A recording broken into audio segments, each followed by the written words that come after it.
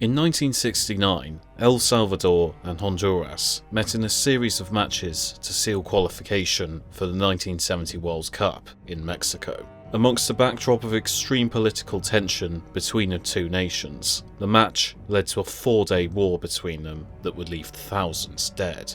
This is a story of El Salvador versus Honduras, the football war.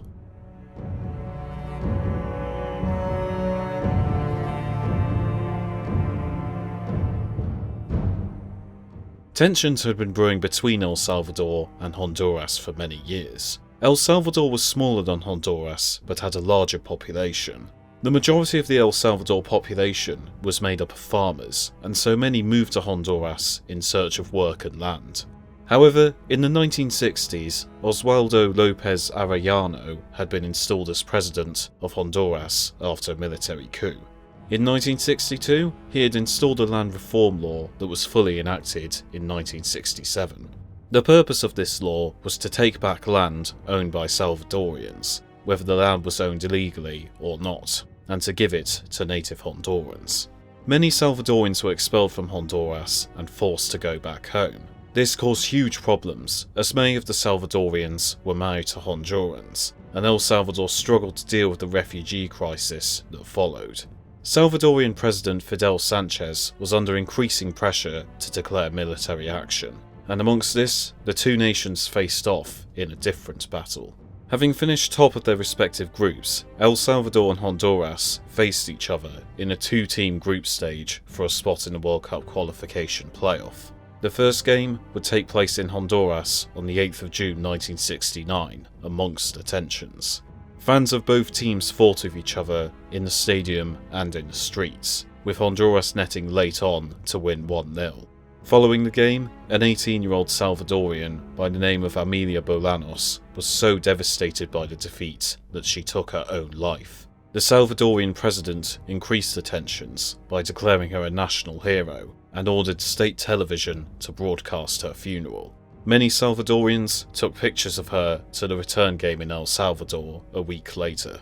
The fighting escalated in the build-up to the game, and at the stadium, the Salvadorians displayed a dirty rag rather than the flag of Honduras. El Salvador won 3-0, and afterwards, the Honduran players fled home in a bulletproof bus whilst having rocks thrown at them by fans, with their coach telling them they were lucky they were defeated.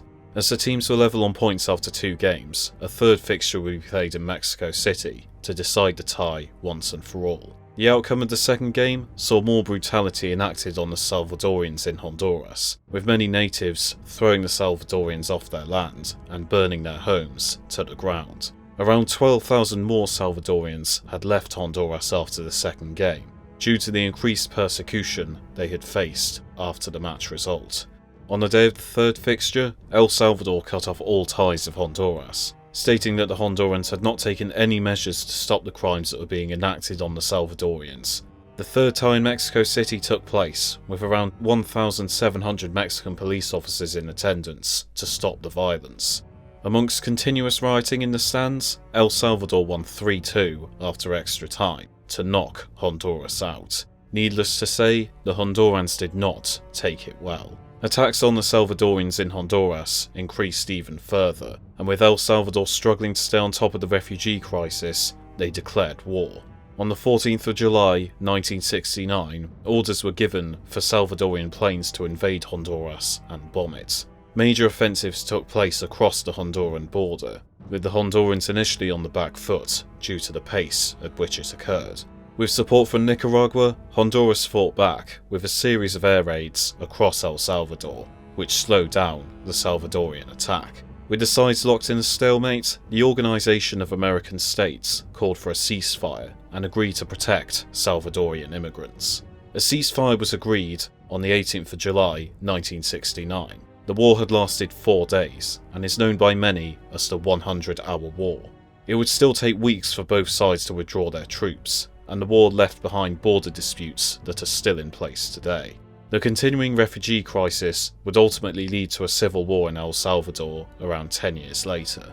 El Salvador went to the 1970 World Cup in Mexico and lost all 3 of their games, not even scoring a goal. The journey to the World Cup had ultimately taken the lives of around 3,000 people.